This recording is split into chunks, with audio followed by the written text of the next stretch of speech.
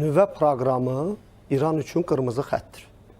Bəli. Və bugünkü ZESAN-da verilmiş məlumata əsasən BMT-nin Atom Enerjisi üzrə Beynəlxalq Agentlik deyir ki, 2015-ci ildəki limiti İran artıq keçib, yəni sos çalır, siqnal verir.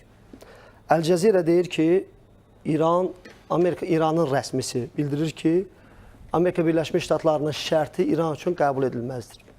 Araqçının digər açıqlamasında isə bildirir ki, biz yeni O açıqlamanı da lütfən verin. Amerikanın təklif elədiyi razılaşma qəbul edilməzdir.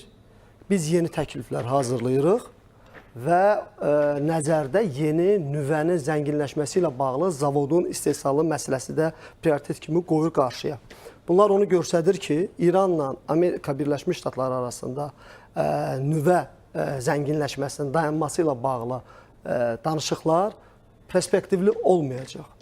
Bu ona görə olmayacaq ki, birincisi Amerika və Amerikanın yaxın müttəfiqi İsrailin İranla bağlı qarşıya qoyduğu iki əsas istiqamət var. Biri, İranın nüvə zənginləşməsinin, yəni nüvə silahını əldə etməsinin İsrailin və regiondakı ABŞ maraqlarına təhlükə olması.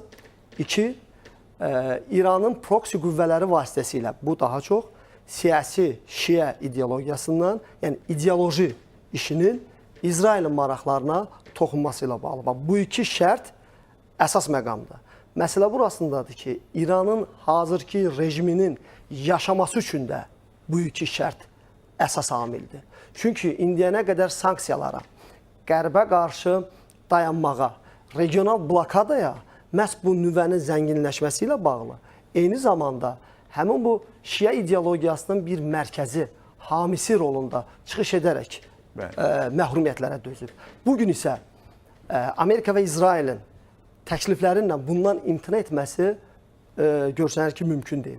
Danışıqlar sadəcə imitasiya xarakteri ola bilər və bunun real nəticəyə dönüşəcəyi Niyə elə deyirsiniz imitasiya xarakteri ola bilər? Yəni siz də Elçin müəllimin fikirləri Mən Elçin müəllimin fikirlərinin inkişaf son hədəfi odur ki, nüvə silahı olsun da. İran üçün o hədəfdir.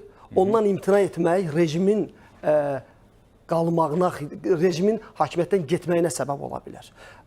Rejimin degradasiyasına səbəb ola bilər. Nüvədən imtina etməsi və regional siyasəti İranın. Çünki onun mahiyyəti bundan ibarətdir. Əslində İsrail və Amerika tərəfindən İrana qarşı irəli sürülən siyasət, başladılan siyasət danışıqlar yolu ilə olmasa, alternativ üsulla müdaxilə, Trumpın çıxışında da biz onu görə bilərik ki, təhdid var ki, sülhlə olmasa müdaxilə oluna bilər. Və bugün yayılan bütün məlumatlar beynəlxalq mətbuata baxdıqda ona yönəlikdir ki, İsrail Amerika ilə birlikdə və ya Amerikasız İsrail tək özü Amerikanın kəşfiyyat dəstəyi ilə bu proseslərə hazırdır. Əraqçının açıqlamasını lütfən verin.